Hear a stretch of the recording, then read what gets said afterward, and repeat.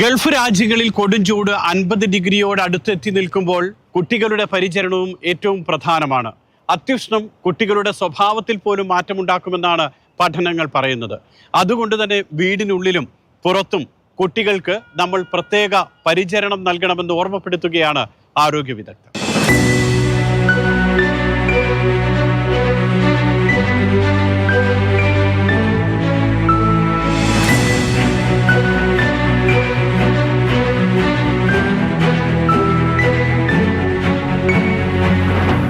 കുട്ടികൾ എന്ന് പറയുന്നത് child is not half an adult എന്ന് ഒരു ചൊല്ലുണ്ട്. അഡൽട്സുമായിട്ട് നമുക്ക് കമ്പയർ ചെയ്യാൻ പറ്റത്തില്ല. കുട്ടികളുടെ ശരീരഘടന എങ്ങനെയാണ്, അവരുടെ body surface area to mass ratio എന്ന് പറയുന്നത് വളരെ കൂടുതലാണ്. അതായത് നമ്മളിപ്പോൾ ഒരു വലിയ ഐസ് കട്ട വെയിലത്തെടുത്ത് വെച്ചിട്ട് അതിൻ്റെ കൂടെ തന്നെ ചെറിയ 1-2 ഐസ് കട്ടകൾ വെച്ചാലും ആ ഐസ് പീസുകളാണ് പെട്ടെന്ന് അലിഞ്ഞു പോകുന്നത്. എന്ന് പറയുന്ന പോലെ അവരുടെ ശരീരത്തിലെ ചൂട് ആഗിരണം ചെയ്യുന്ന രീതിയും ചൂട് അട്രാക്ട് ചെയ്യുന്ന രീതിയും അല്ലെങ്കിൽ ചൂട് റീറ്റെയിൻ ചെയ്യുന്നതും വളരെ കൂടുതലാണ് അവരുടെ ബോഡി സർഫസ് ഏരിയ കൂടുതലായതുകൊണ്ട്. പിന്നെ രണ്ടാമത്തെ ഒരു കാര്യം, അവരുടെ സ്വെറ്റ് ഗ്ലാൻസ് ഗ്രന്ഥികൾ, അതായത് സ്വെറ്റ് റിലീസ് ചെയ്യുന്ന ഗ്ലാൻഡുകളുടെ ഇമ്മച്യൂരിറ്റി കാരണം വിയർക്കാനുള്ള സാധ്യത വളരെ കുറവാണ്. അപ്പം വിയർത്തെങ്കിലേ നമ്മുടെ ചൂട് കുറയുകയുള്ളൂ ശരീരത്തിൽ. അപ്പോൾ ഈ 2 കാരണങ്ങളാൽ കുട്ടികളുടെ ഒരു 3 to 5 times 3 ഇരട്ടി 5 ഇരട്ടിയോളം പെട്ടെന്ന് ചൂട് അവരുടെ ശരീരത്തിൽ കയറാനും അതുകൊണ്ടുള്ള ബുദ്ധിമുട്ടുകൾ ഉണ്ടാകാനും സാധ്യത കൂടുതലാണ്. ഗൾഫിലെ എല്ലാ രാജ്യങ്ങളിലും 50 ഡിഗ്രി സെൽഷ്യസിനടുത്താണ് പകൽ താപനില. UAE, Qatar, Kuwait, Bahrain, Oman, Saudi Arabia എന്നിവിടങ്ങളിലെല്ലാം ഇതുതന്നെയാണ് അവസ്ഥ. ചിലയിടങ്ങളിൽ 50 ഡിഗ്രിയും കടന്നിട്ടുണ്ട്. ഗൾഫിൽ സ്കൂളുകൾക്ക് അവധി തുടങ്ങിയതോടെ കുട്ടികൾ ഫ്ളാറ്റുകൾക്ക് സമീപത്തെ കളിസ്ഥലങ്ങളിലോ പാർക്കുകളിലോ എല്ലാം പകൽ സമയത്ത് കൂട്ടുകാർക്കൊപ്പം പോകും. ഇത് അപകടകരമാണെന്നാണ് ആരോഗ്യ വിദഗ്ധരുടെ മുന്നറിയിപ്പ്. സാധാരണ രീതിയിൽ നമ്മൾ ടെമ്പറേച്ചർ നമ്മളിപ്പോൾ ഇവിടെ ടി വിയിൽ കാണുന്ന ടെമ്പറേച്ചറോ അല്ലെങ്കിൽ നമുക്കറിയാവുന്ന 35-40 ഡിഗ്രി ടെമ്പറേച്ചർ ആയിരിക്കാം. പക്ഷേ കുട്ടികൾ കളിക്കാൻ പോകുന്നത് ഒരു റബ്ബർ ടർഫിലുള്ള മാറ്റിലാണെങ്കിലോ അല്ലെങ്കിൽ ഒരു കോൺക്രീറ്റ് ചെയ്തിട്ടുള്ള ഒരു വാക്കിംഗ് പാത്തിൽ പോകുകയാണെന്നുണ്ടെങ്കിൽ അവിടുത്തെ ടെമ്പറേച്ചർ വളരെ കൂടുതലായിരിക്കും. കാരണം അതിനകത്ത് ചൂട് നിന്നിട്ട് അതിങ്ങനെ റേഡിയേറ്റ് ചെയ്യുന്ന ഒരു അവസ്ഥയാണ്. നമ്മൾ പുറത്ത് 40 ഡിഗ്രി ആണെങ്കിലും ചിലപ്പം ഈ ടർഫിലും സിന്തറ്റിക് ടർഫിലൊക്കെ ആ ടെമ്പറേച്ചർ ചിലപ്പോൾ 60 ഡിഗ്രി വരെയൊക്കെ പോകാൻ സാധ്യതയുണ്ട്. വിമാനയാത്രാ നിരക്കിലെ കുതിച്ചുകയറ്റം മൂലം ഗൾഫിലെ അവധിക്കാലത്ത് ഇത്തവണ പല മലയാളി കുടുംബങ്ങളും നാട്ടിലേക്ക് പോകുന്നില്ല. രക്ഷിതാക്കൾ ജോലിക്ക് പോകുമ്പോൾ കുട്ടികൾ പുറത്ത് കളിക്കാൻ പോകും. ഇത് അപകട സാധ്യത വർദ്ധിപ്പിക്കും. പുറത്താണെങ്കിൽ ദാഹം തോന്നുന്നില്ലെങ്കിൽ പോലും ഓരോ 20 മിനിറ്റ് കൂടുമ്പോഴും വെള്ളം കുടിക്കണം. ആകാശം മേഘാവൃതമാണെങ്കിൽ പോലും സൺസ്ക്രീൻ ഉപയോഗിക്കണം. മേഘാവൃതമായിട്ടുള്ള അന്തരീക്ഷത്തിൽ സൺസ്ക്രീൻ വേണ്ട എന്നുള്ളൊരു തെറ്റിദ്ധാരണ ആളുകൾക്കുണ്ട്. അങ്ങനെയല്ല, നേരെ തിരിച്ചാണ്. മേഘാവൃതമാണെന്നുണ്ടെങ്കിൽ പെരിഫറൽ സ്കാറ്ററിംഗ് എഫക്റ്റ് എന്ന് പറഞ്ഞൊരു സംഭവമുണ്ട്. അതിൽ ഈ സൂര്യനിൽ നിന്ന് വരുന്ന രശ്മികൾ ഈ ക്ലൗഡ്സിൽ തട്ടിയിട്ട് അത് സ്കാറ്റർ ചെയ്ത് 20% കൂടുതൽ UV റേഡിയേഷൻ അടിക്കാൻ സാധ്യത ഉണ്ടെന്നാണ് എല്ലാ പഠനങ്ങളും കാണിക്കുന്നത്. അപ്പം ഇൻഫാക്റ്റ് ക്ലൗഡി ആയിട്ടുള്ള അല്ലെങ്കിൽ മേഘാവൃതമായ അന്തരീക്ഷത്തിൽ നമ്മൾ സൺസ്ക്രീൻ ഇട്ട് തന്നെ കുട്ടികളെ പുറത്തു വിടണം. ലോങ് സ്ലീവ് ഉള്ള ഉടുപ്പുകളൊക്കെ ഇട്ട് കൊടുക്കും കുട്ടികൾക്ക് വെയിലടിക്കാതിരിക്കാൻ എന്നുള്ള ധാരണ. നേരെ തിരിച്ചാണ് അതിൻ്റെ ഒരു പ്രോബ്ലം ഉണ്ടാകുന്നത്. പ്രത്യേകിച്ച് നൈലോൺ, പോളിസ്റ്റർ പോലുള്ള വസ്ത്രങ്ങൾ ലോങ് സ്ലീവ് ഇട്ടാൽ പോലും അതിനകത്ത് ചൂട് നിന്നിട്ട് വിയർത്തിട്ട് ആ വിയർപ്പ് പുറത്ത് പോകാൻ അല്ലെങ്കിൽ അത് ഇവാപ്പറേറ്റ് ചെയ്ത് പോകാനുള്ളൊരു അവസ്ഥ ഉണ്ടാകുന്നില്ല. ലൂസ് ഫിറ്റിംഗ് കോട്ടൺ വസ്ത്രങ്ങൾ ഇടുക എന്നുള്ളതാണ് ഏറ്റവും ഇമ്പോർട്ടൻറ്റ്.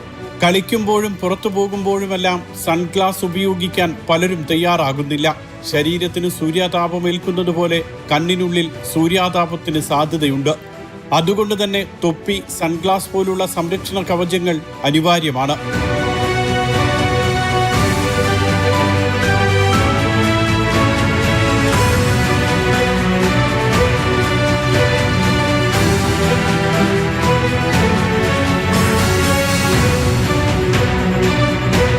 നമ്മുടെ സ്കിന്നിൽ വരുന്ന പൊള്ളൽ പോലെ തന്നെ കണ്ണിനകത്തുള്ള കോർണിയയിലും ഈ രശ്മികൾ കാരണം നമുക്ക് ഈ സൂര്യരശ്മികളുടെ എഫക്റ്റ് കാരണം ഫോട്ടോ കെരറ്റൈറ്റിസ് എന്ന് പറഞ്ഞ ഒരു പ്രതിഭാസം കാണാറുണ്ട്. അപ്പം അതിൽ ഏറ്റവും ഇമ്പോർട്ടൻ്റ് ആണ് നമ്മൾ കുട്ടികളിൽ UV പ്രൊട്ടക്ഷനുള്ള ഗ്ലാസ്സുകൾ വെപ്പിക്കുക എന്നുള്ളത്. അപ്പം അത് സ്റ്റൈലിന് മാത്രമല്ല, അത് കുഞ്ഞിൻ്റെ കണ്ണിനെ പ്രൊട്ടക്ട് ചെയ്യുന്നതാണെന്ന് മനസ്സിലാക്കുക. അമിതമായി വെയിലേൽക്കുമ്പോൾ അല്ലെങ്കിൽ ശരീരത്തിൽ അത്യുഷ്ണം അനുഭവപ്പെടുമ്പോൾ കുട്ടികളുടെ സ്വഭാവത്തിലും ചിലപ്പോൾ മാറ്റങ്ങൾ ഉണ്ടാകും. കളിക്കാൻ വിടാത്തതിന്റെ ദേഷ്യമെന്നോ മറ്റെന്തെങ്കിലും കാരണങ്ങളെന്നോ എല്ലാം കരുതി രക്ഷിതാക്കൾ തെറ്റിദ്ധരിക്കാൻ ഇടയുള്ള സാഹചര്യമാണ് ഇത്. അമിതമായ ചൂട് കൊണ്ട് നമ്മുടെ ശരീരത്തിൽ കോർട്ടിസോളിൻ്റെ അളവ്, സ്ട്രെസ് ഹോർമോണാണ്, നമുക്കെല്ലാം അറിയാം കോർട്ടിസോൾ. അപ്പോൾ അത് കൂടുന്നത് കാരണം നമ്മുടെ ബ്രെയിനിനകത്ത് വ്യതിയാനങ്ങൾ വരികയും അത് കാരണം കുട്ടികൾ ഭയങ്കര ഇറിറ്റബിൾ ആവുകയും പിന്നെ വല്ലാത്ത ദേഷ്യം പിടിക്കുക, ഇറിറ്റബിൾ ആവുക, കോൺസെൻട്രേഷൻ നഷ്ടപ്പെടുക, അതൊക്കെ അങ്ങനെയുള്ള കാര്യങ്ങൾ ബിഹേവിയറൽ അബ്നോർമാലിറ്റീസ് പോലും ഈ ചൂട് കൊണ്ട് പിന്നീട് ഉണ്ടാകാൻ സാധ്യതയുണ്ട്. നമ്മൾ വിചാരിക്കും കുട്ടികൾ ഈ പിന്നീട് നമ്മൾ പുറത്ത് കളിക്കാൻ വിടാത്തതുകൊണ്ടാണെന്ന്. അങ്ങനെയല്ല. ആക്ച്വലി അവർ വളരെ ഇറിറ്റബിൾ ആവുന്നതാണ്. ചൂടുകാലത്ത് ഗൾഫിൽ നിന്നും നമ്മൾ കേൾക്കുന്ന ദാരുണ വാർത്തകളിലൊന്ന് കുട്ടികൾ കാറിൽ അല്ലെങ്കിൽ സ്കൂൾ ബസ്സിൽ അകപ്പെട്ട് ശ്വാസം മുട്ടി മരിച്ചു എന്നാണ്. രക്ഷിതാക്കൾ കുട്ടികളെ കാറിലിരുത്തി തൊട്ടടുത്ത കടയിൽ സാധനങ്ങൾ വാങ്ങാൻ പോകുന്ന പതിവുണ്ട്. ഇത് വലിയ ദുരന്തത്തിന്, തീരാ സങ്കടത്തിന് വഴിയൊരുക്കും. കാറിലിരുത്തിയിട്ട് നമ്മൾ ഗ്രോസറി ഷോപ്പിംഗ് ചെയ്യാനായിട്ട് ഒരു 2 മിനിറ്റ് ഞാൻ ഇരുത്തിയിട്ട് പോകാമെന്നുള്ള ധാരണയിൽ പലരും പോകും. പലപ്പോഴും നമ്മൾ തിരിച്ചു വരുമ്പോൾ കാണുന്ന കുട്ടികൾ വളരെ എക്സോസ്റ്റഡ് ആയിട്ട് അല്ലെങ്കിൽ ഈവൻ മരണത്തിലോട്ട് പോലും നയിക്കുന്ന ഒരു അവസ്ഥയിലോട്ട് പോകും. വളരെ പെട്ടെന്ന് കാറിനകത്തുള്ള ടെമ്പറേച്ചർ കൂടാൻ സാധ്യതയുണ്ട്.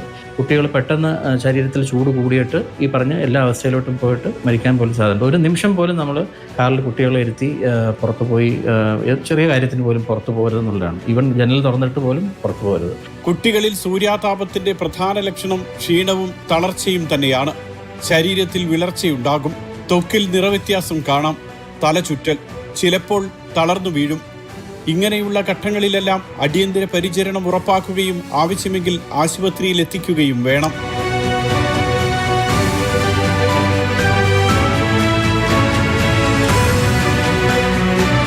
നമ്മളത് 4-6 എന്നുള്ള രീതിയിൽ നമുക്കത് പറയാം.